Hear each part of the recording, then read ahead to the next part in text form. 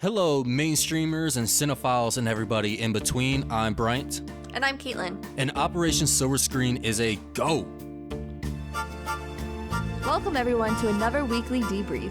Each week, Bryant and I take on a case from our backlog of must-see films that either one of us or both of us have not seen. And our debrief will provide not only our opinion of the film, but will also discuss its significance and influence in both the film industry and overall culture as a whole. Along the way, we'll also provide other fun trivia and insights on the film.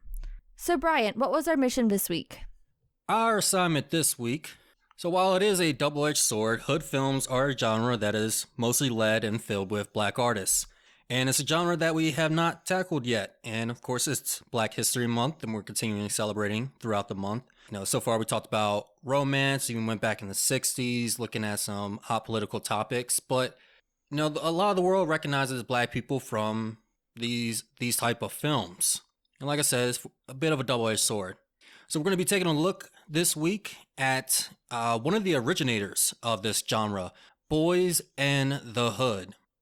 Also, don't worry if you have not seen this film, there are no spoilers for the first portion. And when those spoilers do come in, I'll make sure to give you guys a warning. Now, Caitlyn, this is a film that we both have not seen, correct? Yeah, that's correct. This is my first time watching it. Yeah, same here. I've been wanting to watch this movie for a while. I mentioned before that I was really happy when we were able to fit this into the schedule. This is a movie that's always been on my radar, but the last couple years I really wanted to watch it. But like I said, when you have so many movies, a whole year just disappears and you don't know what happened. Now, as far as like the genre, Caitlyn, have you seen a lot of hood films? I've seen a couple. There's one I was just thinking of that was set in Baltimore, but I'm not remembering what the title is. But there's some other ones I've seen. It's not really my favorite genre for reasons that I'm sure we'll discuss as we get into it. But I have seen a couple.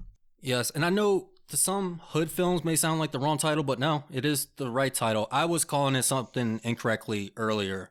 I was saying hood struggle films. I was kind of combining the two, struggle films and hood films. So I've seen a couple of these. I'm with you. It's not my favorite genre. And like you said as well, we're going to go ahead and talk about it.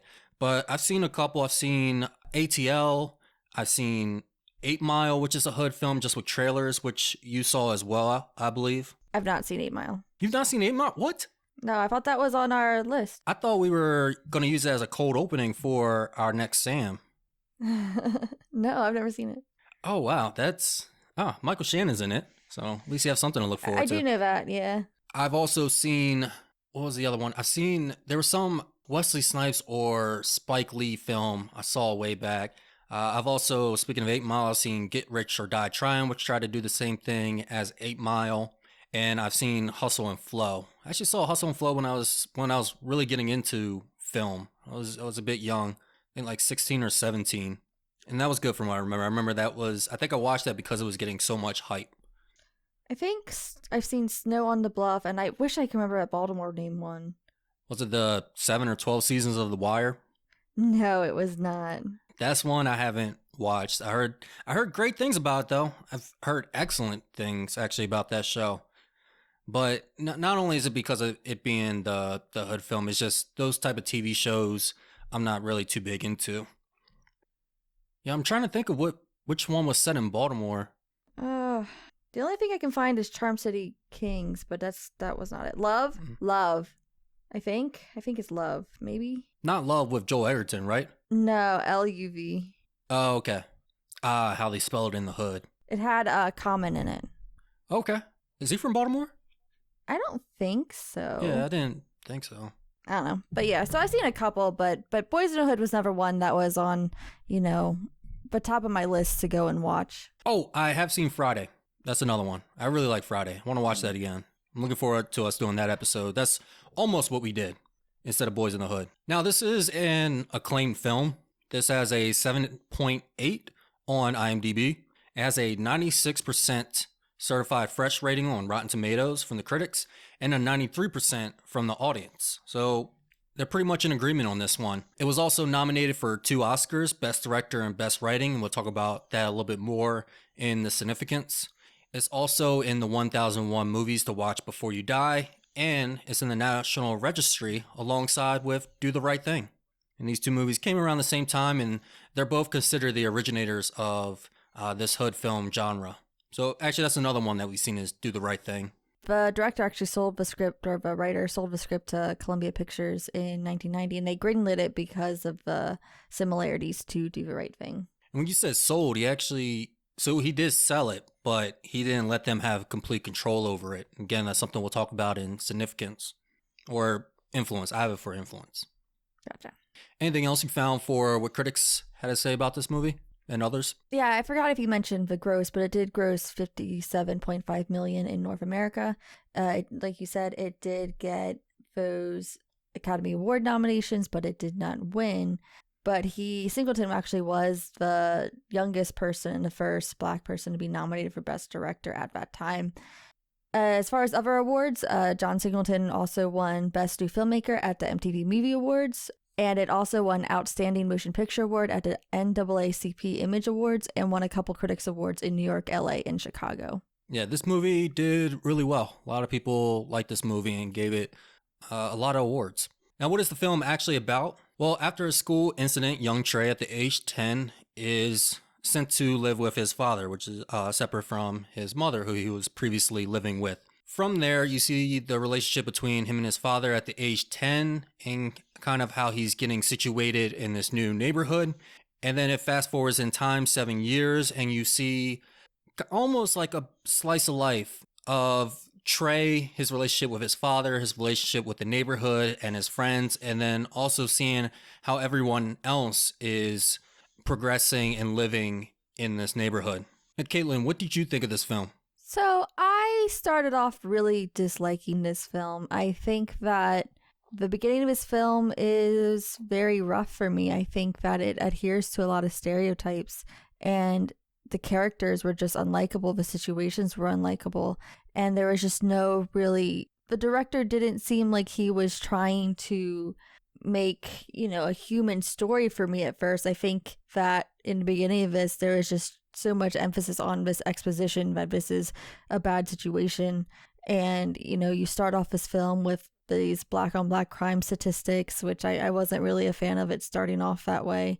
And I think that, nowadays when you see even films like this and films that are in the societies that aren't the most well off, you can still show the life of those in lower socioeconomic classes while still not adhering to stereotypes and still trying to, show that humanity and show positives in it. I think there's just no positivity at all in the opening of this film, and that was something that I didn't really like at all, because even though we are in a rough area, there's still people that are good. It doesn't have to be all bad. And so I really didn't like that at the opening of this film, but then it did grow on me. I think that as we got more into the story, there's a time jump in there. We got to see more of those characters and what they are like. And I think that's when the director was like, okay, now that I've done this exposition for you, now we can actually go into the character story here. And so I did like it a lot better after the time jump and as it started to get more into that. So when you say the first part, you're just talking about the time spent as they were children? For the most part, yeah. Not necessarily that part by itself, but just the film in general, I think was very, like I said, it felt expository. Like I felt like he was trying to really push it in that this is not the ideal place to live. And I think that hindered the story a little bit until he was finally able to move past that in his storytelling. Gotcha. Makes sense. And now, did that feeling when it started to grow on you, did it stick with you throughout, or did it falter? Yeah, I think that once it reached that point, then I was fine. And then it stuck with me and I was good for the rest of the film. But I think, like I said, he was just that bump that he had to get over. I think it was the exposition that he was trying to create and the way he did it, but I just didn't like. Okay. So what would you say, like, overall, did you enjoy the film? I think, yeah, I enjoyed it more than I thought I was going to. I feel like there's still part of me that can't really get over that beginning part, and there's a couple things later on. There's just little things that didn't work for me, but I thought that overall the performances were good for the most part. The performances for me was a little odd because I read one review that said Cuba Gooding Jr. aged 30 years in 7 years. And so, like, that time jump of the acting, they were very old for how old they were supposed to be, or at least they seemed like it. And also, just for me seeing, I know that Cuba Gooding Jr. is a good actor. I know that he's done a lot of good roles. I think that he's gotten awards for other roles as well. But for me personally, who was a child when he was doing like his like Snow Dogs, right? I was just about to say Snow Dogs. Like, for me, he's such a corny actor. So, like, separating the corniness from, like, this more serious character was a little bit difficult. And the character was a little bit corny, but, like, it was weird seeing him in this role. I had that just for a second, and then I was like, all right, I'm cool with it. Except for the whole aging thing, 'cause I thought the same thing. Because when we do go fast forward in time and he comes over to the barbecue, I'm like, oh, he must have been out of town. Doing his college thing, because everybody's praising him. I'm like, okay, you know, he must have went to college, probably passed his undergraduate years. And then it isn't until like 20 minutes later, I'm like, wait a minute, the SATs? You guys are still in high school? Yeah, I think Ricky says, yeah, man, once I get out of this high school football game, I'm going to make it off to college. I'm like, wait, what? But that's just something that's a product of its time. That really hasn't changed till recently. Like, I feel like streaming was really the big one to say, hey, let's get children that actually look like children in here. Because when did Grease come out? That was the 80s, right? Yeah. Yeah, I think so. Grease is like the worst one. Everybody is usually one people bring up. In this movie, it was 91. So that was always something like, yeah, no, these people are way too old to be saying what they're doing. I feel like even still, though, like this one, I couldn't suspend my disbelief as much as some other 90s movies. Probably because he also drove that small car. So he just looked bigger than that. And also, his father didn't age. Like, he had like a little bit of white dye in his beard. Lawrence Fishburne, who was only 6.5 years older than Trey. I gotta say, Lawrence Fishburne in this movie, he was looking good. Oh, he really? was looking real good. Oh. He was nice. Didn't expect that. That didn't have that for your taste. It is interesting to see him young. I don't think I've ever seen him this young or even close to this age. No, me neither. Yeah, I definitely think this is the youngest I've seen him. I was shocked. Yeah, because I think probably for me and probably for you too, The Matrix at 1999. Yeah, I think that probably is as well. I know he was on Pee-wee's Playhouse. I think I've seen a clip of that. That I haven't seen. No, I haven't seen that. Though I hear like Pee-wee's Big Adventure is a must-see film. So we'll check that out one day. Interesting. Now, I told you last week when we were doing Love and Basketball, I said, hey, go in and do not expect what you're probably expecting. Did that hold true for you? Was that a correct statement? Was it not what you expected? Did. I think that this was a much more of a character story than what I was expecting. I mean, a lot of times of hood, you know, what you said, the hood struggle movies, a lot of times you see a lot more going on as far as the plot, what these characters are doing, what they're getting into.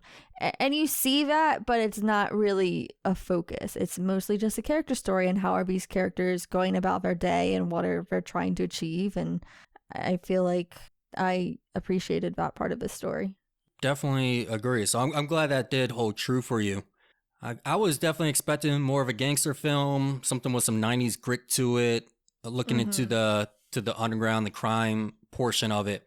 But this, now while it does depict the struggles in the ghetto and the struggles of living in poverty, and that being a really gloomy subject, this does have an overall positive message to it that I was not expecting as well. I was like, okay, this is doing a lot more commentary than I thought it was going to do, if at all. And I really liked. And I agree. I don't think it was the best. It felt kind of out of place putting up the crime statistics. I felt like you could have just integrated that into the story. Like that would have been an easy fact for the father to tell his son Trey at a young age. But I think it did also set the tone for the movie for me. So it worked in one way, but I wouldn't say so much in the filmmaking way. I feel like the film subverted my expectations of what it gave with those statistics. Like I went and seen those statistics and seeing how the first part of it was depicted, and I just thought it was going to be not so much of a good message. I thought it would be really negative. But then I think that the overall message that it had later and what it pushed on, I could understand why they put those statistics in better. But I think going into the film, you start off kind of confused. Like, what message are you trying to put here? Right. And I also thought it was going to glorify a lot more, especially again with the gangster films they do. So seeing something kind of to go against that helped. And I think the message becomes more clear as the film goes along, as you said. And I think it does work better by the time that it's over than how it really starts. Mm-hmm. Something else that you said is a little bit different than other movies that I've seen is just the lighting. And I think that's kind of where the Do the Right Thing influence came in there, because Do the Right Thing is a very colorful, very bright film. And while this isn't that, it's still, you've had moments in daylight. I feel like a lot of films I've seen like this, it's very much at night. Everything's dark, dreary. And I don't think I got that vibe from this. No, I didn't. I got, honestly, I'll probably say this a couple times throughout the episode. I got a genuine feel in this. Yeah. Like, I really felt like I was just sitting on the side watching a lot of the things happen. Now, you mentioned the lighting, and we talked about the lighting in Love and Basketball, in which they were influenced by this movie and the way they light their people of color in exterior at nighttime, and that does do well. I think there were other times though where it wasn't done so well, and again, people were changing skin tones. But I think that's just because of some amateur filmmaking, and I don't mean that in an insult. I mean, kind of like an amateur boxer. He was at that beginning. This was his first film directing. He just got out of school. That did kind of hurt the movie for me a little bit. Not just the lighting, but there were just some things that I noticed, and I think the story as well kind of fell flat in some parts. Like there was just a quick. I felt like it could have been more. Not totally grand, but I thought it could have been more. And the last thing I was disappointed on was the soundtrack.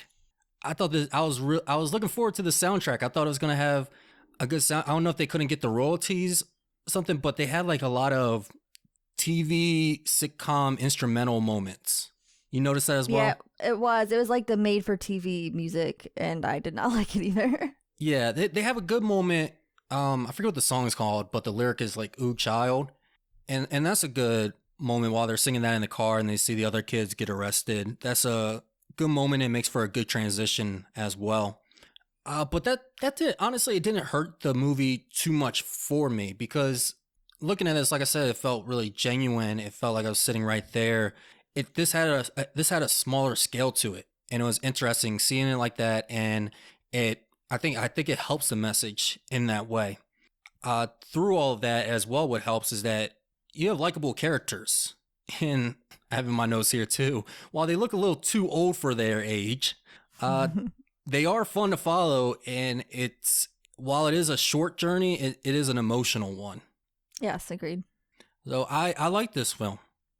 As far as the lighting you said, I'd also be interested to see like the differences between the lighting then and now, because like I feel like now we have so many different kinds of lights. Like, it's not just the old tungsten lights, and more variety when it comes to like color temperature. So I wonder if that also plays any impact at all. But that's something I'm just like, I'm not super familiar with like history when it comes to lighting, but that's something that might be interested to look into as well. Yeah, I've been noticing lighting more. No, we've talked about it before, just between us. You definitely took notice to it. You take more notice to it than I do. Maybe we're closer now as far as noticing it. But I remember you were pointing out lighting that I just hadn't noticed before. So it has become something I'm also more interested in it. Yeah, lighting's something that it's interesting because there's a lot that goes into it, and I definitely have a great appreciation for those in film who do that, because it's an area of film that doesn't seem like it's not the most glamorous, like when people say they want to be filmmakers, they don't really think about oh, yeah, I really want to be in a part of a lighting crew. But they're really the backbone of cinematography. And having met people who are good with that discipline, I just have a lot of respect for it. I wonder with the rise of social media and influencers, if they've been getting more respect as being part of the lighting crew. Because I think now with everybody trying to take pictures, people are starting to realize how important lighting actually is. Yeah, I agree. One thing though that was cool in this film, and I always find interesting films, something I noticed. You notice the lighting. I noticed the colors that are used. Did you notice the two colors that were used throughout this film? What were the two colors? What were they? Did you notice them?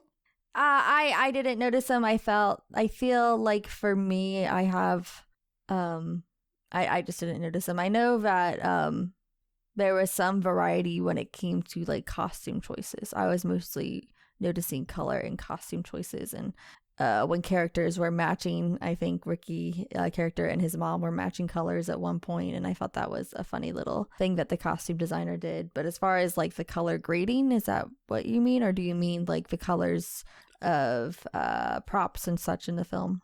The colors of props and costumes. Okay. Yeah. So the two colors that you see a lot throughout this film are red and blue. You think you have a guess as to why the colors red and blue were used? Oh, tell me. So I found, because I was thinking about this in the film, I was like, man, if they're using the color to portray this, I would like to see a film do this without telling us what the colors actually mean. And then I realized, oh wait, this film hasn't told us what these colors mean. I don't think I've ever seen, like I said, I don't think I've ever seen a film or know of any films that have used colors to show people's gang affiliations or factions. So Trey in his neighborhood with Doughboy, Ricky, they lived in Crip territory, and Doughboy was a Crip. Most likely, Trey was not a Crip, but Crip color is blue. So all those characters, they wore a lot of blue. Trey's room had blue sheets. He drove a blue car. Ricky had a blue jersey. There's just a lot of blue with those. Now, the antagonists of the film, I guess you can say, or the rival individuals, they were dressed in red meaning Bloods. Mm-hmm. Yeah. And they were also driving a red vehicle. And when that red vehicle comes into the neighborhood and they don't recognize it, that's one way that they're able to identify, oh, this is a rival gang. But they never say throughout the movie, hey, it's this gang and that gang, which I think helps with if you want to defend this film, like I would, and say it's not glorifying the gang life, but it is showing that it does have a significance in the cities. Yeah, definitely. So excellent choice by them. I think it's like an easy one, but it's one that, could have been overlooked. You talked about this being more of a character film. What I liked about this is that the characters weren't perfect. Like Trey, I really like how Trey wasn't perfect. I like how he wasn't like this full A+ student. Like he had to push himself from everybody else. He had not that he had his nose in the air, but he just didn't affiliate with them. No, he had a good relationship with them, some better than others. Ricky was his best friend, but he had his head on his shoulder, but he was still part of this neighborhood. How did you feel about Trey? Yeah, I agree. I like that aspect as well, because I think a lot of times in movies like this, and more recently In the Heights was one that I think is a good example, you have a character that is the smart one, but it's not like all the rest, and then the weight of these expectations are on their shoulders. And this wasn't that story, and I appreciated that. Yeah, I thought too, like Doughboy and his crew, because Doughboy's the one that's getting in trouble. He's the one with the crew. He's been in and out of jail. I believe he even says the penitentiary. So I think he's above the age of 18 as well, or I would figure so. And he never gets on him about going to school. He doesn't get on Ricky about wanting to go to college, wanting to play ball, do something bigger. He's like, yeah, man, he understands it, but he just doesn't think it's something that he's able to do himself. Yeah, everyone was really supportive of each other, and there wasn't like judgment, like, oh, you're not doing this right or you're not living right, and I appreciated that as well. Definitely.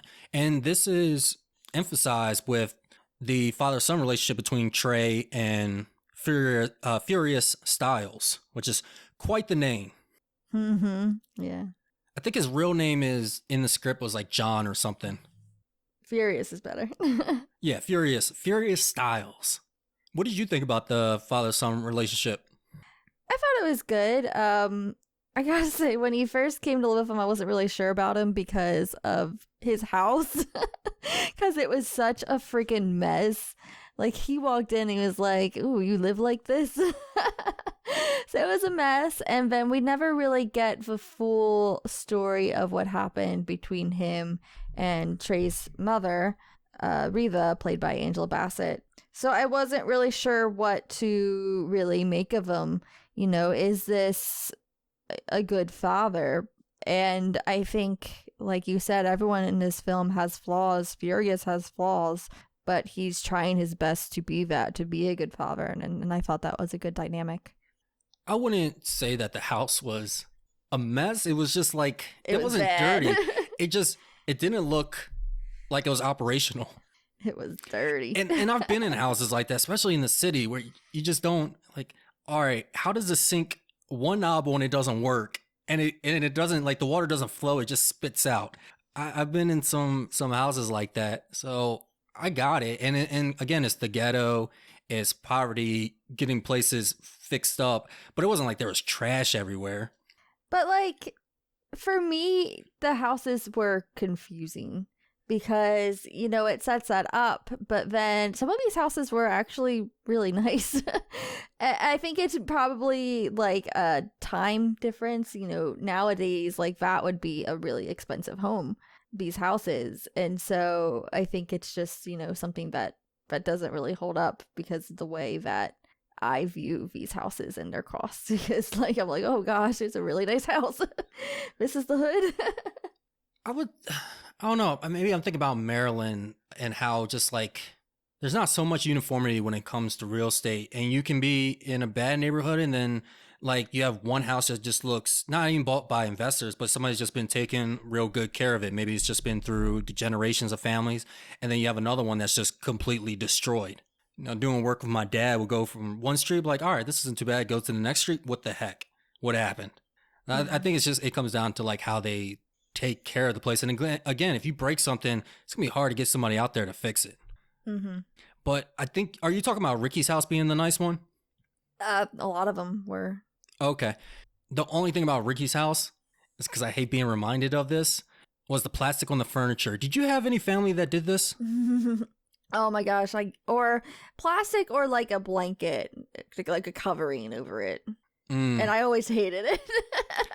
Yeah, I remember going to my aunt's house and I hated that plastic because it's so uncomfortable, and you're trying to sit there, and by the time that you do get comfortable, you just start to kind of slip, or you have to get up and get something, and then you have to find that position that you had before because the thing just like buffed backed out. And the reason for it is like, oh, we need to preserve the couch. Preserve it for what? Like, the couch is to be sat in. Like, I hate, like, I'd rather be comfortable for 2 years than uncomfortable for, you know, till the day I die with this couch. Me, I'm just like, just don't let dirty people sit on it and you're fine. With the father, I was a little bit worried at first with Furious Styles because I didn't know how he was going to be with Trey, his son, because I didn't know why they were separate, why he was living with his mom. So I was worried that he was mistreating him, and the mother said, like, hey, you're just going to have to live with him even if he's a bit rough or something like that. But no, it wasn't that either. And honestly, it seemed like a really good decision for him to live with the father. It worked out really well. And I like the teachings that he was giving him. It kind of reminded me of the relationship with my father as well. One thing, and this was in Halloween, and I've seen some people do this, and I don't get it. Like, I can't do this with my parents or even my family members. Talking about sex. I don't mean like the sex talk. I mean like your love life, like your dating game, like how, like he's talking to his father about how he laid with this girl, like going in real detail with it. And I couldn't have that conversation. Yeah, it's a little odd to me. Are you okay? So you're the same way. You don't talk to do you talk to your mom like that at all? No, why would they talk to my mom like that? That's weird. Hey, I don't know. Some people apparently do. No. I'm like, hey, there still is a line. I don't care how close my dad and I get. My dad and I are super close. I'll tell him about my dating life and things, but I won't go into detail. But they do have a good relationship, and he continues just to teach him throughout his life. And again, I think that's also good because, as we know, like within the cities, within the ghettos, there's at least definitely a stereotype about the father not being there. And again, reinforcing the positive message here, you have a father who is being a man who's sticking with his son and teaching him throughout and just being a good role model. Mm-hmm. Yeah. And this film has a lot of messages. Like there are messages about street violence, gentrification, which I thought, oh, wow, I feel like we just started hearing about gentrification, but something that was happening back then in the 90s and before then, ways through life, growing up as a kid and deciding like, hey, do you want to get out here or do you want to stay here? National neglect is what I would call it. I'm not sure if there's another word for it, but just the nation ignoring the ghettos and the cities and certain parts of America. Yeah, I think that's a good word for it. And then, of course, racism. And actually, we even get some same racism. There's a self-hating black cop in this movie. Now, that's something I never came across. I even asked my dad if he came across that before, and he hadn't. But this is something John Singleton did come across before. And I've heard of this. I know it's a real thing, but it's just nothing that I've actually seen. And God, he was probably the worst one out of this. Yeah. And that's actually another thing I like too, is it doesn't talk too much about white people and put too much blame on white people. Maybe with the gentrification a bit, but you have a white cop and you have a black cop, and the one that's being the racist one is the black cop. So I think it also has a message that what needs to be fixed within the cities first has to start, or at least a portion of it has to be done within the community itself. Somewhat. I think the way I saw it was that, this is a self-contained story. Like, this isn't about white people, so why would we need to put in our films? Like, which I appreciate. I feel like we've joked before about films that have to have the token white person. And, I really do appreciate when they feel like they don't need to do that. Yeah, there wasn't like some adopted white kid that was left on a step and grew up with the black kids and he thought he was one of them. Though a movie that actually does a good job of that, I want to mention this before I forget, because actually I forgot until now, but I remember thinking about it before, is another movie that I would compare this to, and I'll say if you like this film, go watch it, is Blind Spotting. I thought about that as soon as you said that. Yeah, Blind Spotting is a great movie, it has a lot of great messages through it, and yeah, I think if you like this film, you'll like Blind Spotting as well. Even if you didn't like this film, I'll still recommend Blind Spotting. Even if you don't watch movies. Still recommend it. Did you have anything else to say about your opinion? Just about I mentioned in my notes that there were unlikable characters in your sense of a word. When I say unlikable characters, I usually mean something else.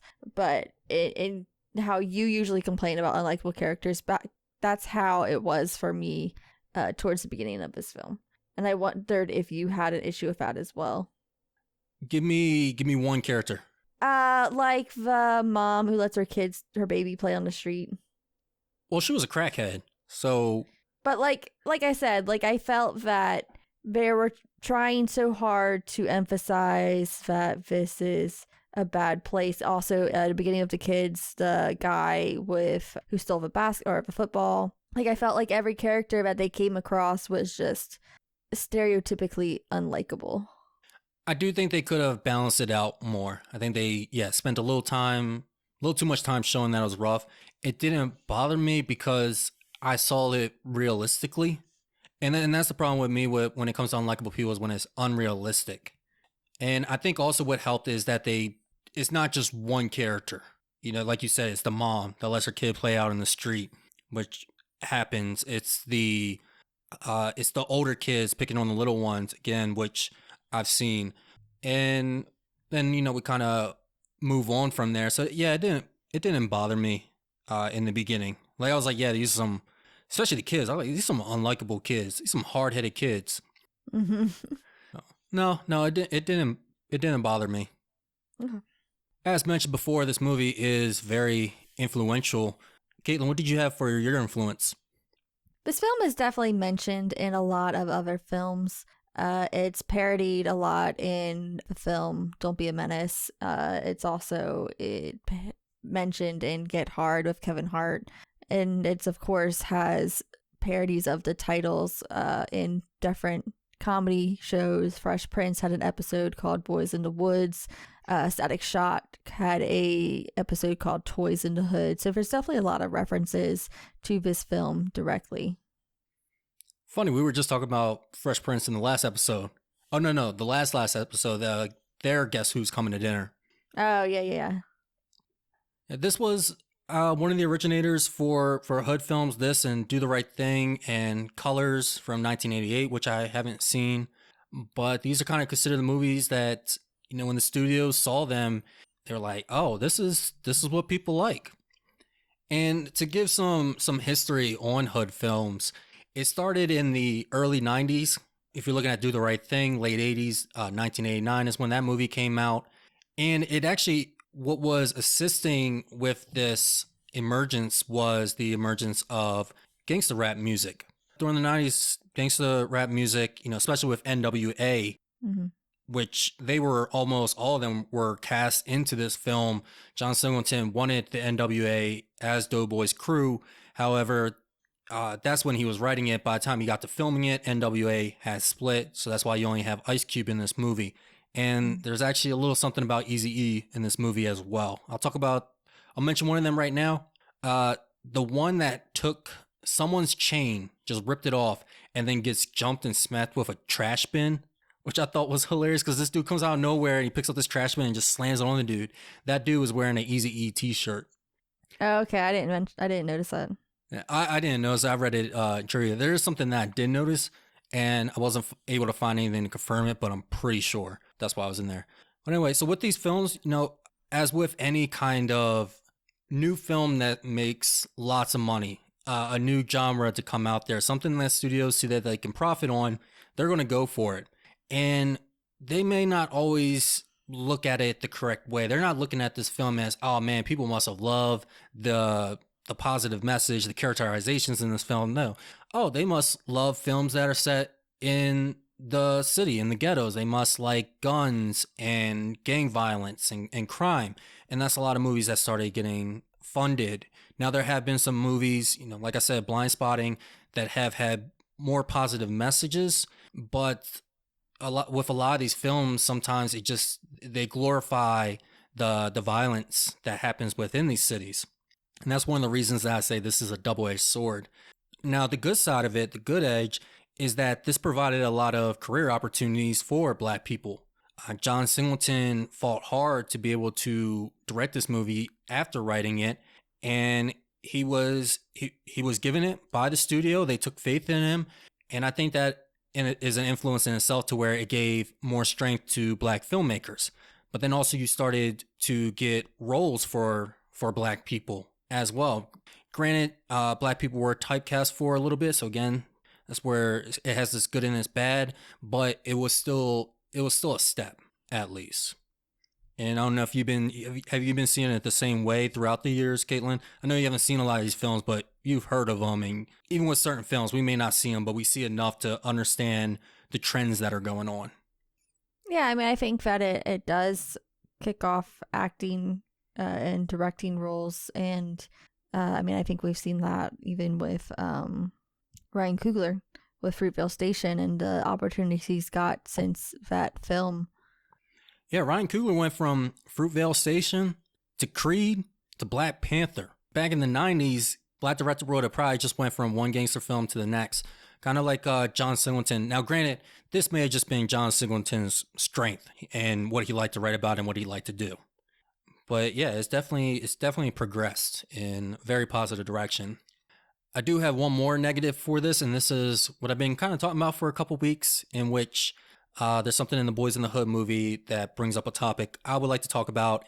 And luckily, this movie doesn't reinforce the negativity that I see in this issue, which is that these Hood films have given a bad representation to Black people. It's been making the stereotype and reinforcing the stereotype that Black people are violent, that they are angry and dangerous. And because like my sister, she told me when she was traveling, I didn't experience it when I was traveling in like Europe and other countries, probably because I'm not as approachable as my sister, so probably nobody wanted to come over and tell me this. But they're like, "Oh, so you're black? You're from the city? You're from Baltimore? Oh, so like the gangsters and everything? Bam, bam." And that's honestly how people in other countries how they see us, kind of like how It they is, see yeah. Americans really obnoxious. It gets kind of narrowed down with black people as well. But the biggest problem, I would say, and this is a personal issue for me, a hot topic, is the inside of it. Black people expecting black people to be like this, the what it means to be black. Of course, I grew up light skinned, black and white. I've had plenty of people ask me, growing up, like, "Hey, why do you act so white? Why are you white?" And it was always in an insulting way.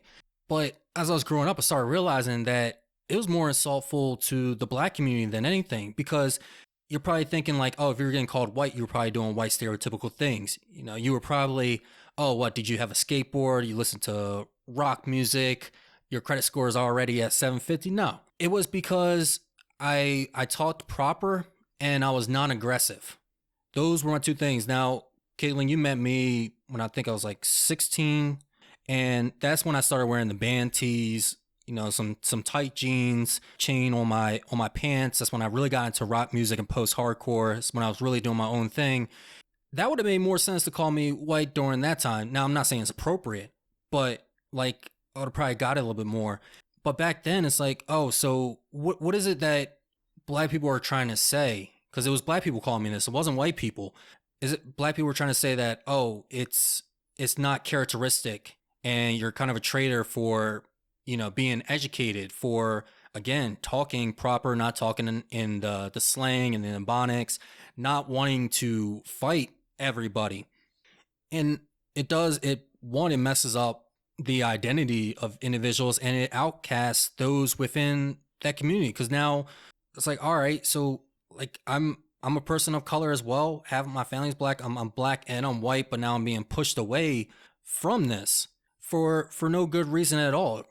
And I've learned growing up that is more of a problem when you're closer to the city. So a lot of this influence was coming from Baltimore as well. Baltimore, for some reason, they pride themselves on this, and this film says there's nothing to be proud of for this. It's why do you want to be proud of a place of poverty and killing each other?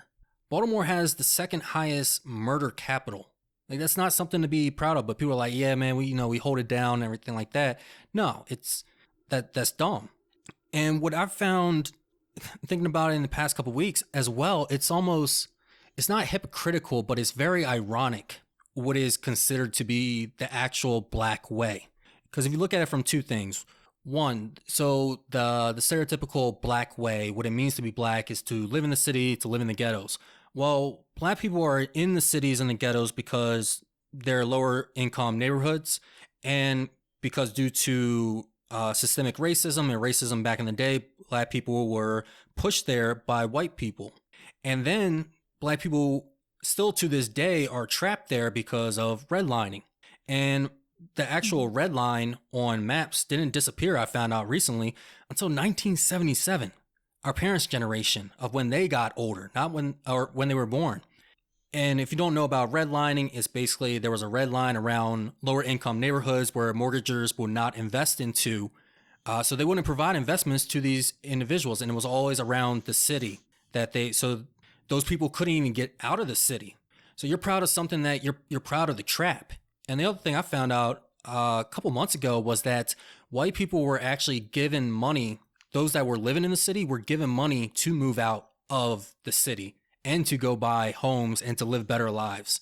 So you're proud of a place. Again, it's being proud of a trap and keeping yourselves within it because you're killing each other. You're prioritizing crime.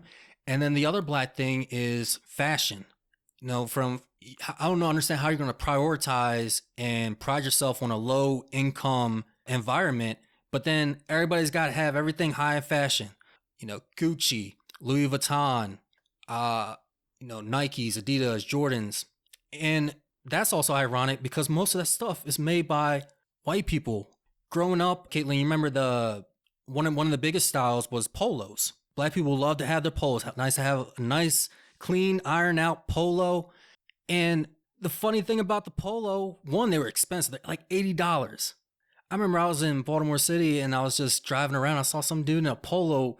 Like everything else looks broken down and run down, but man, this guy's polo is just gleaming. Like the Ralph Lauren polos? Yes. Can you say that name one more time for me, please? Ralph Lauren? Ralph Lauren. That's what I'm talking about with irony. Is that so black people are committing these crimes and saying it's not black. You are white if you don't own this, if you don't prioritize this type of fashion and you own this or you don't dress up. You're wearing clothes by a dude named Ralph Lauren, playing polo. Like the most expensive game ever. Like a game played with horses. You tell me one person in Baltimore City that calls up another person and says, hey man, bring your horse over. We're going to play some polo. I've seen some horses on the streets of Baltimore. Yeah, but you never seen me play a game of polo. I have not. Yeah. And then look at the other ones. Adidas. Adidas was actually founded by Nazis. Now they cleared up the history. I'm not going to hold it against them, but because also they not embraced it. They've recognized it and they're like, yeah, it happened. That's in the past. It's not who we are now. Gucci is Italian. Again, white people. Jordans. Okay, I'll give you that one. Michael Jordan's behind it, but who's behind that? Nike.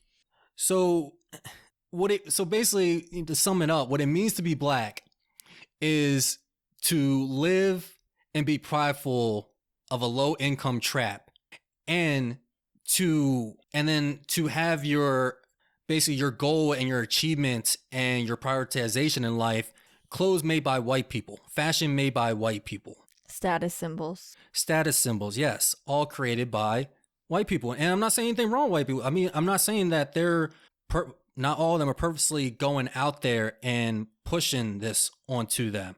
They're definitely advertising it and recommending it. Atlanta had an episode about this. They actually had 2 episodes. I remember one episode, they had a whole episode about this dude wearing a fake jersey or getting this FUBU jersey. Mm-hmm. And his white friend comes up to him. He's like, man, why are you worried about a shirt? I've been wearing this same one for 2 weeks and nobody has said anything. And it's so true because no other race goes after themselves like that. Though I have heard the Latino community, they do have a similar issue as well. Like, you're not Latino for doing such and such. But I can't speak on that too much. I was talking to my friend and she confirmed that is an issue sometimes as well. So it's crazy to me. And then these films just did not help with a lot of the image. But luckily, Boyz in the Hood is not one of those. I don't think it glorifies the gang violence. Violence does happen in here, but it's not glorified. And there is an overall positive message to this. So I would say for this film, and I don't think that's an issue, but for the Hood films, it presents that double-edged sword, unfortunately. I think there was one scene where they were somewhat clowning what Trey was wearing, but it didn't go on very long and it didn't really feel mean-spirited. But what you're talking about, it really has to do with the social identity theory when it comes to media.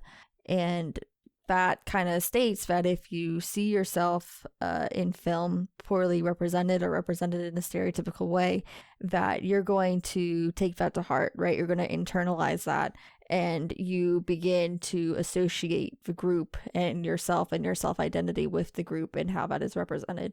So that's something that I'm obviously passionate about right now because I've been working on a film that kind of tackles that and what it means to have that kind of issue with your self-identity. As you know, I'm producing a film called Ultra Black, which tackles that very question, is like, what does it mean to be black? What does it mean if you're being bullied for acting too white? And how do you respond to that? How does that affect your social identity? So that definitely is a topic that is very much relevant today, very much still relevant today. And it's something that I was afraid for this film going in, because like I said, that beginning part for me just doesn't work. It doesn't go against that. But then as you got to know these characters and see the way they interact and the way that they support each other, I think that was a really good interaction that these characters have, and it goes against that. I agree. Yes, and that's why I'm always interested in your projects, but been interested in this one even more so because of that topic and me being passionate about it. And the film kind of starts off, you're a little worried. That's why I said, as I went along though, I was like, oh, okay, this isn't at all what I expected.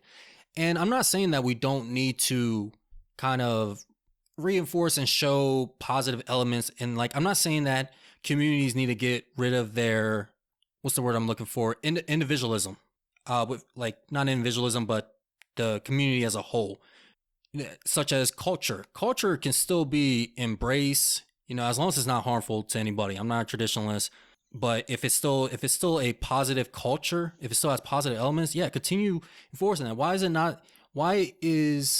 Because I do see some things within the Black community more than other communities, maybe, such as why can't it be like going to church, helping out your brothers and your sisters? Why can't it be investing into Black-owned businesses? That's something else I learned about recently. I'm taking business classes right now, and they're talking about franchising, and one of the problems with franchising, again, we're talking about the irony, Popeyes. Now, Popeyes, and when they released that chicken sandwich, it was like an episode of Boondocks, they called it. Mm-hmm. And over here killing themselves and making all this ruckus in these fast food restaurants. And these fast food restaurants, the franchises, I found out an issue with them is that they don't always put money back into the community in which they're based. It instead goes to their headquarters, and their headquarters can decide where to put it out next. But why it's so important to have not Black-owned businesses, but to have businesses owned by those residential owners there, and so that they could put money back into a community that they actually care about. That's one of the reasons that I was upset when I heard that Nipsey Hussle died, because he was actively partaking in helping out the community and doing something with his wealth and fame. Actually, I believe that he was in the act of helping out when he was shot. And he was killed for what? And what should the community be prideful for? I think it's also been an issue with COVID and everything else as far as businesses go, because a lot of them suffered and a lot of them couldn't get relief for their businesses because all the relief was going to big businesses. So, I mean, when you talk about issues with small businesses, you are talking a lot about Black-owned businesses and how that negatively affects the community as well. And you talked about housing. I mean, obviously, there's a history of systemic racism with housing and mortgage lending and predatory loans. So there is a lot of just policies and things that going on. Like when you talk about systemic racism, I think that a lot of people just don't get how far it actually reaches. That, it's not just about prejudices against Black people from individuals. It really is systems in place that are created to keep these areas down and in lower socioeconomic statuses. Yes, and like I said, the redlining wasn't taken off of the maps until 1977, barely 50 years ago. So it's not strange. Not even like mad that it's still in place. It's like, hey, we got to recognize it and just continue working and taking against. And it's not crazy. It's not a conspiracy theory. I would say, like, if you want to talk about things that are possibly true, more of a conspiracy theory, I would say the war on drugs. I'm not going to get all into that, but conspiracy theory. well, not so much the war on drugs. Yes, that's an actual thing, but how drugs were introduced into the cities and why they did a war on drugs, which is basically saying, they actually mentioned this in the Boyz real quick, about the government purposely introducing drugs into lower income neighborhoods so that to keep them down. And then they went ahead and implemented the war on drugs to fill up the private prisons. That one I can't say is like a fact. And that one, well, there's a lot of other things with the war on drugs too, as regard to Latin America and stuff. And it's definitely not all it appears to be. There's a lot of strong evidence, but redlining, that is right there. Like, that's a fact. Oh, also, we still have political districting practices that are not the best either. Oh, yeah, there's been talk about that at the last election. Mm-hmm. Like I said, we're in a positive direction. And I think films like this gave more strength to, like I said, Black filmmakers and Black artists. As long as we just keep moving in this direction, maybe pick up a little bit of speed, I don't know. maybe I'm crazy. But I will say that it's not just dependent on white people to change their ways. It's also within the black community as well. Like both black people and white people need to invest to fix the issues that we still have in place. This is a significant movie as well as it being influential. John Singleton, this was his first writing and directing debut, which he even went to win an Oscar for, or got nominated for an Oscar. And he was not only the first black person to be nominated for Best Director, but he was also the youngest at 23. 23 years old. That's crazy. This also was the debut roles of Regina King, my favorite Regina. We got to see my second favorite Regina Hall, in the last episode. And Ice Cube as well, which I thought Ice Cube was going to have a bigger role in this. I thought he was like I thought he was going to be like at least the second lead actor. But no, it was Ricky, I think, had more screen time than he did. Yeah, I don't know that it's Regina King's first role, but I know it was the first significant role of her and Angela Bassett.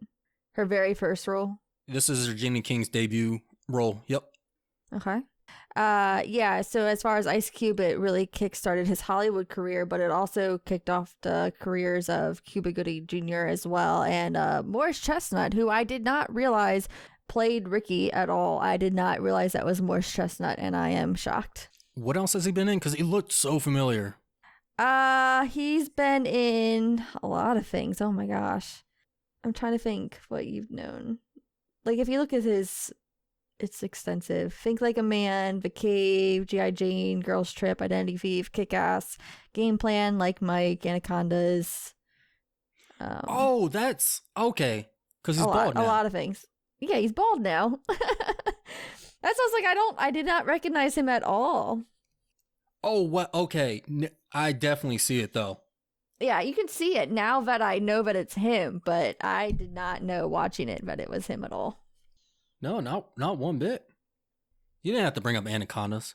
You didn't have to do the man like that. Angela Bassett, I had a hard time recognizing too at first. I was like, is that her? Is that her? Because she just looks so much younger. She looks very different. I mean, she still looks young. She doesn't look old, but... I was about to say, she looks the same age she does now, just a different version of the same age. I don't even know how that happened. But I was like, all right. I don't know. It's like she was like, oh man, I'm so beautiful. Let me roll the dice again and see what happens. She rolled the dice and beautiful again. Like, oh, okay. Yeah, I didn't even recognize that was her at all either. That's all I had for significance. And this kind of goes into what I was saying before. Another significant thing about this is when the movie was playing, it was actually a violent showing, and the news made a lot of comments about it as well. Whether or not they were on point with the size of the events is, that's up to history. But there were times that rival gangs ran into each other at the theaters, whether I guess before or after seeing this movie, and they got involved into shootouts. I'm guessing before this movie, because if you watch this movie, you completely missed the message. So it had it been before. I feel like that's also something that the news would definitely blow up.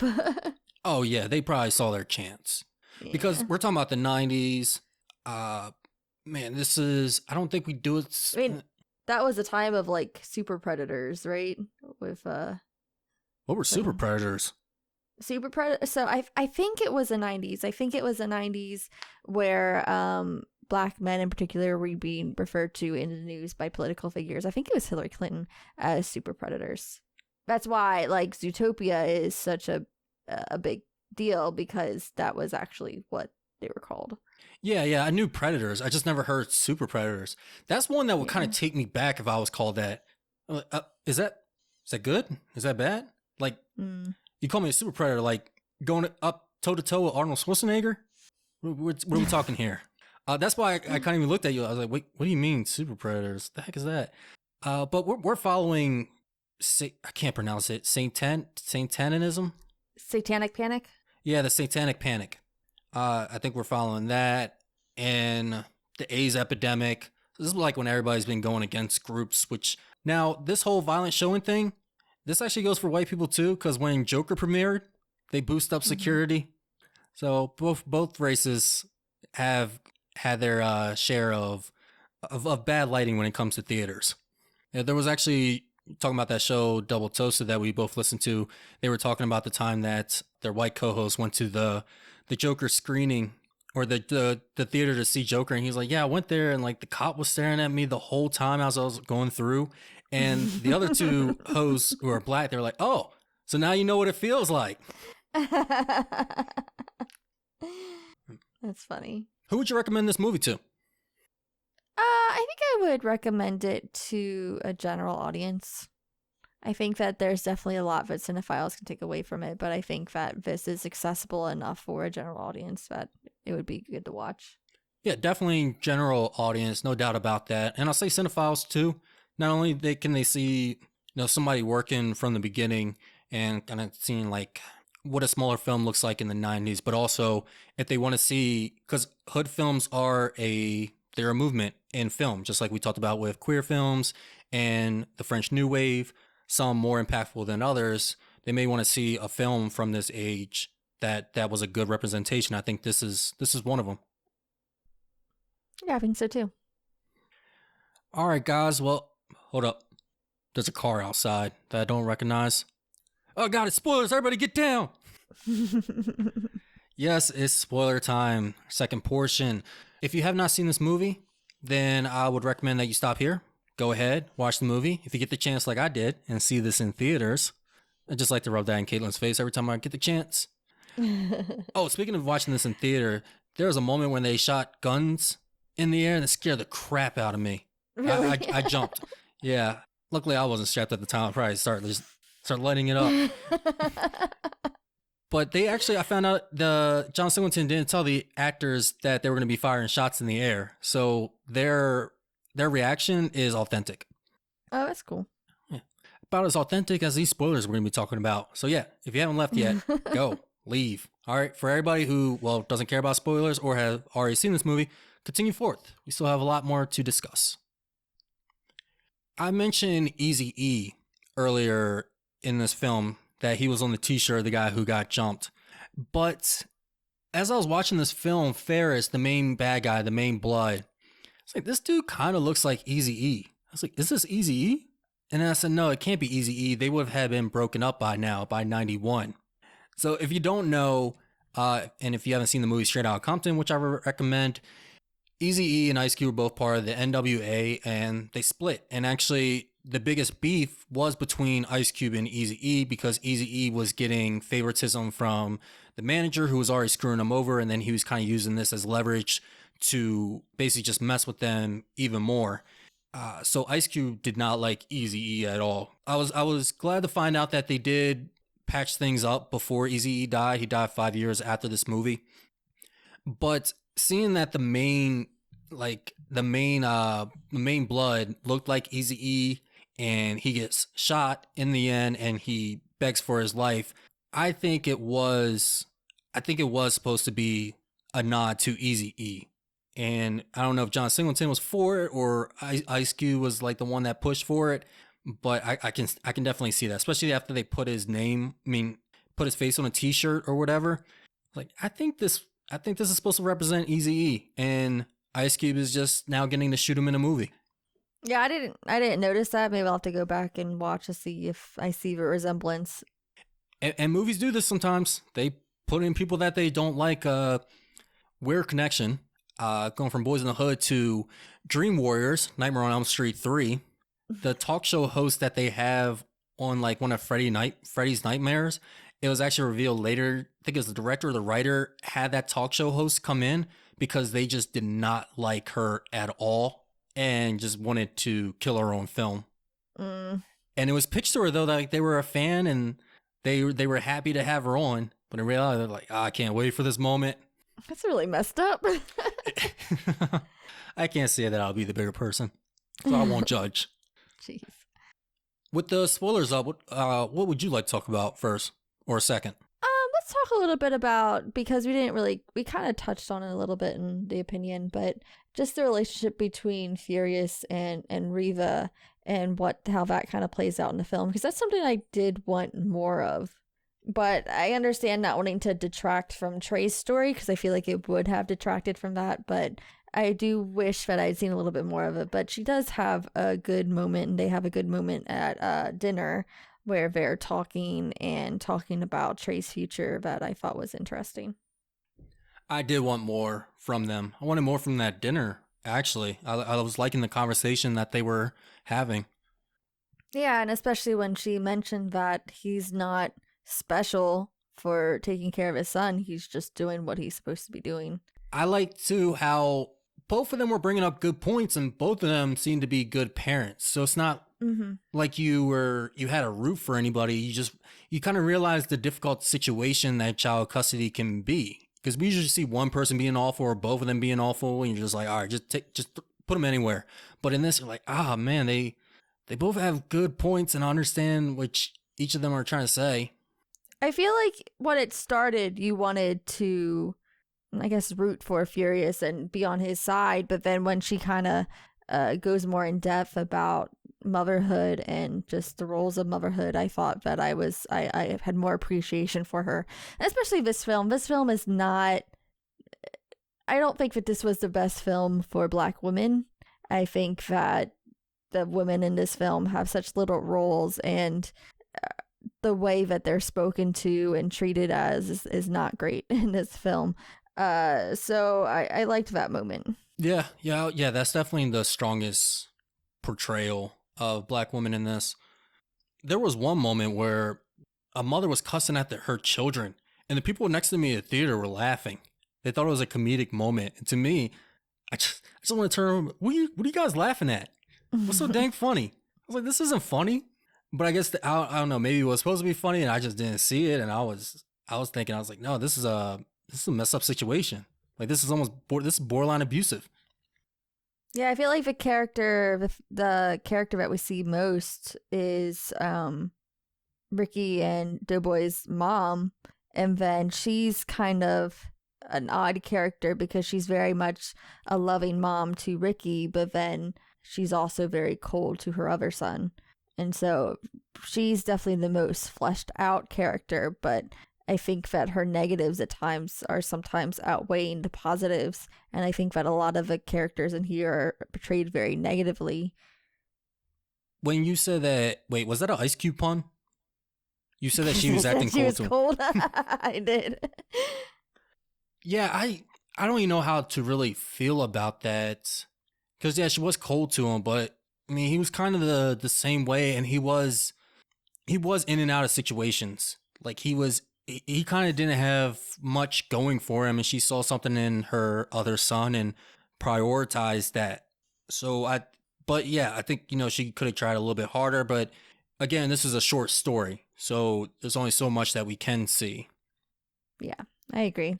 But like I said, I just feel like there was a little bit more positive representation of Black women in this film. I think that it tried a little bit with Trey's girlfriend. I'm blanking on her name right now, but that's how memorable her role was.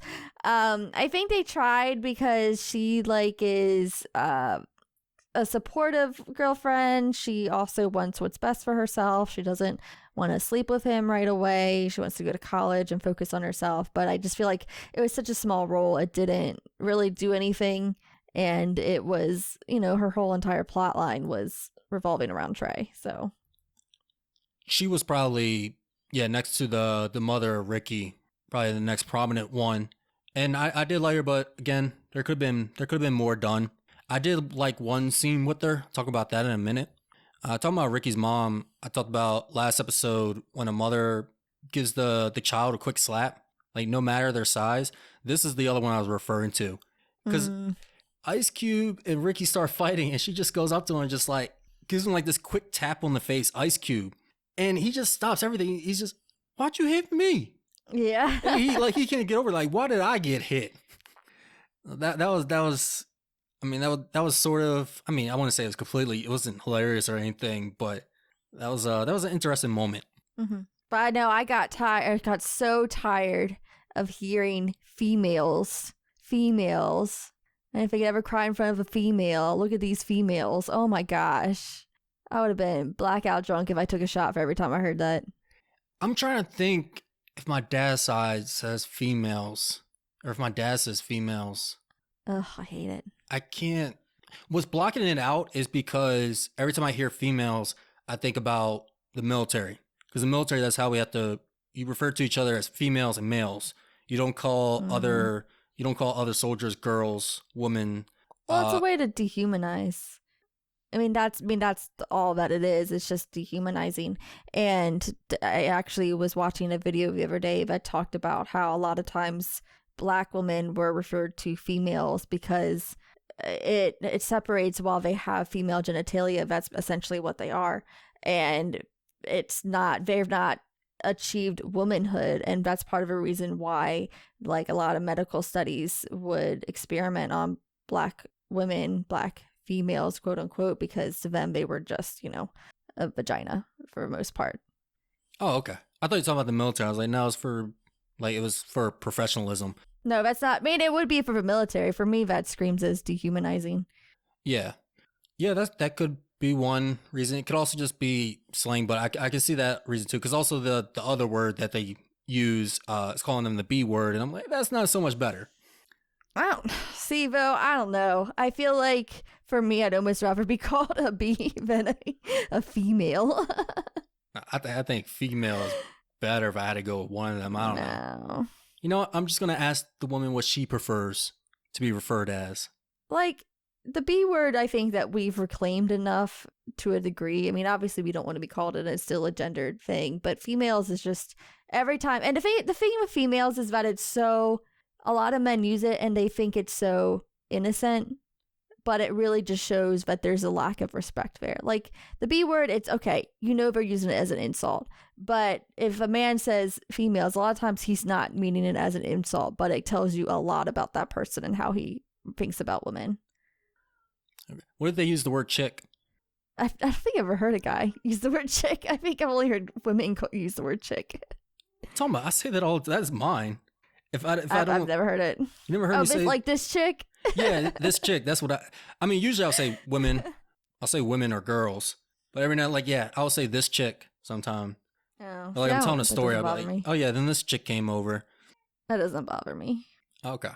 Personally. So there you go, guys. I'm still in the clear. Trey's chick, as you mentioned, she has a good scene in here I like, which is when Trey he has a breakdown and he's crying in front of her and he starts laughing because he says he never wanted to cry in front of a female, and she's holding him and she says it's all right for you to cry in front of me. I think that was a good moment, and another thing kind of talking about toxic masculinity, and I want to avoid the word toxic because I know it's kind of the hot word right now. I don't know, it's one of those words that it's being so overused that now when people automatically hear it, they're against it, such as like hearing woke, defunding, or systematic racism that we were just talking about. Like they automatically, like their mind just goes, oh, you use that word? That means that you must want to categorize all men. Like, no, it means that men are allowed to have emotion. And yeah, it's all right if a man cries, if that's sure. And I liked Cuba Gooding Jr.'s breakdown in this scene as well, because I've had a similar situation of getting out of a traumatic situation. So his traumatic situation is that he had a gun underneath his chin from a cop that could have pulled at any moment, covered up the whole thing. Because I think this was before Rodney King's police brutality. So this was still, cops were getting away with a lot. So he could have just pulled the trigger. So Cuba Gooding Jr. didn't know if he was going to die or not. And he gets home and that adrenaline just dumps and everything just starts flowing. I don't, like, he was swinging a little too much, like with his like practicing throwing his hands. This is probably somebody who's been through it, or hey, this is just props to them for a genuine performance. Mm-hmm. And I think that's good too, because when it comes to not glorifying this, Trey is scared. He's not doing the, oh, you're gonna shoot me? Nah, you ain't gonna do that because I'll come back. All this. No, he was terrified. You know, just as anybody would be. Anything else you want to talk about while we have the spoilers up? Yeah, what did you think of Ricky's death? How we almost missed that. You know how? Because it was depressing.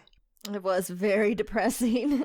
It was, I mean, this is kind of I'm guessing everybody else is parodying off of this, but this is almost, oh, he almost got out of the hood.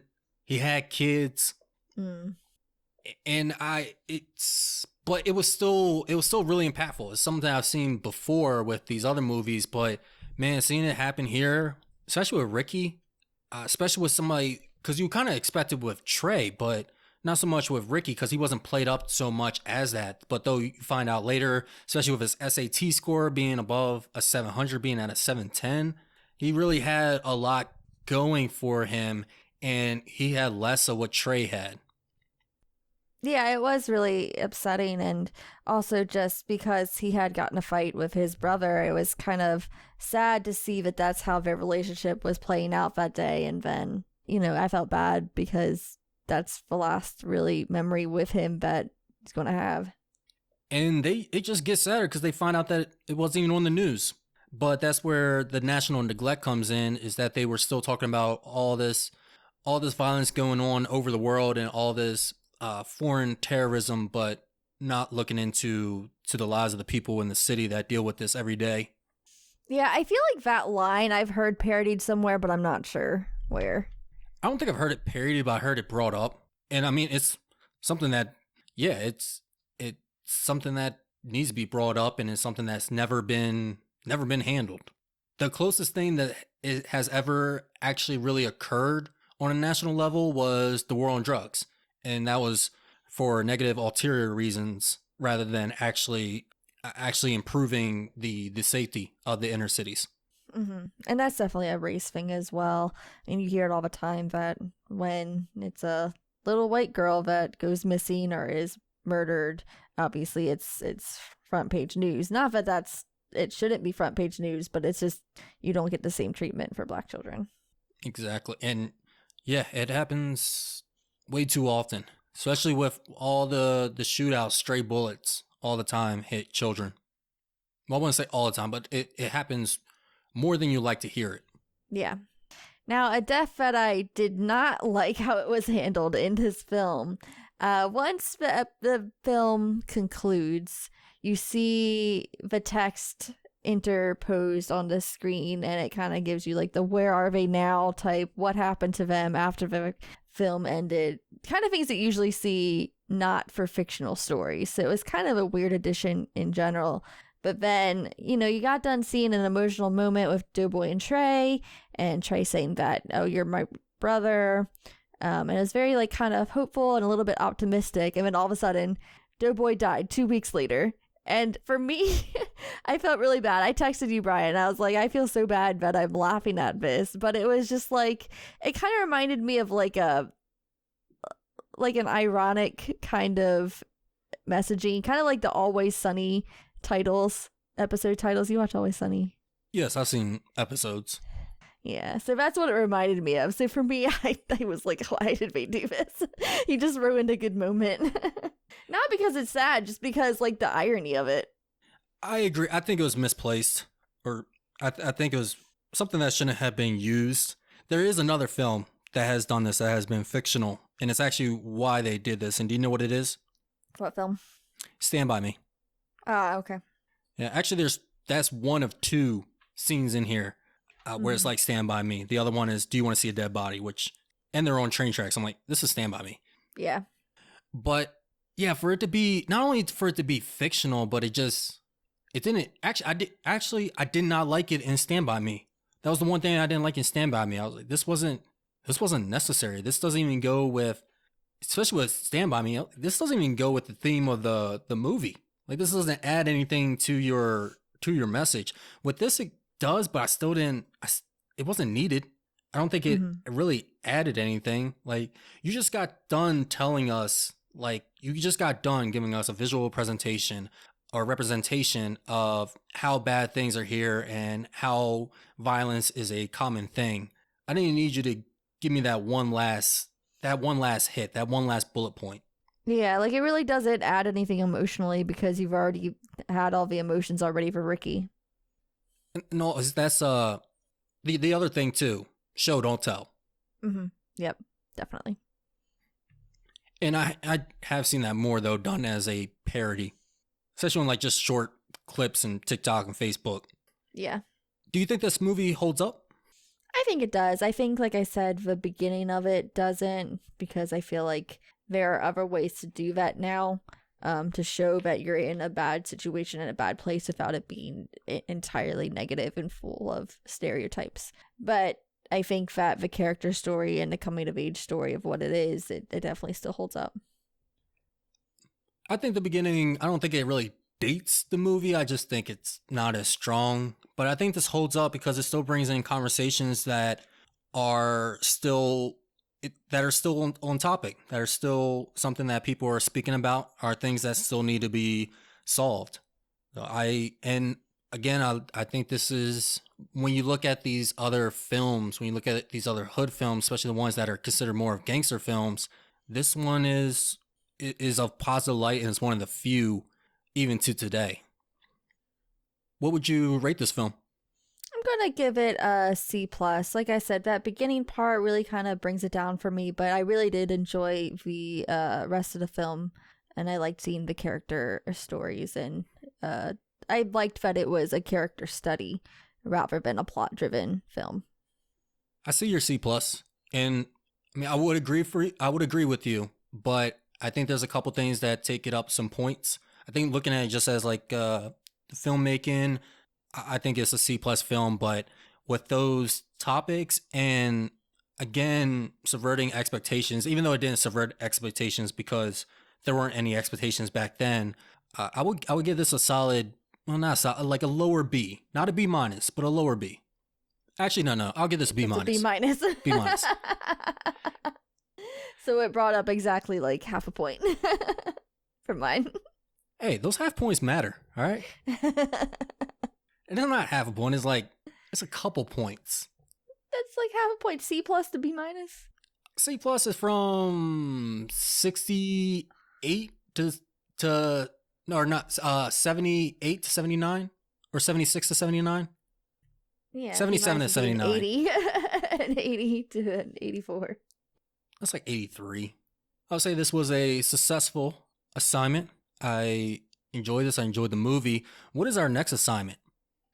So next week we're taking on a blaxploitation film. We're going to be reviewing Shaft, which is one of the most well-known blaxploitation films as we put an end to Black History Month. Well, not put an end to it, but as we wrap up our Black History Month films. Of course, that doesn't mean that we're not going to continue to watch Black-led films in the future, but just ones that we are focusing on this month in particular. And this is another one I'm excited for. I have not seen any blaxploitation films except for the one parodying it. And as we do our debrief of Shaft, we will have our own special guest returning this week as the loose cannon Dion joins us. The loose cannon! So it's always going to be a fun time when he's around. I don't know who keeps getting his gun and his badge back. We got to take it back again. And while we're completing that next assignment, you guys can still get in contact with us because we're going to be in headquarters still looking at our social media. And Caitlyn, what is that going to be? You can find us on Twitter and Instagram at OpSilverScreen. On Facebook, we're at Operation Silver Screen, but Twitter and Instagram, that's OpSilverScreen. You can also find us on our personal letterboxes if you want to see what we're watching throughout the week and maybe some reviews of films that we're not talking about on here. You can find me at Coffee Spoon Kate, that's Coffee Spoon CAIT, and Bryant you can find at Swank Seal, that's capital S, capital S. Till next time, I'm Bryant. And I'm Caitlyn. See you.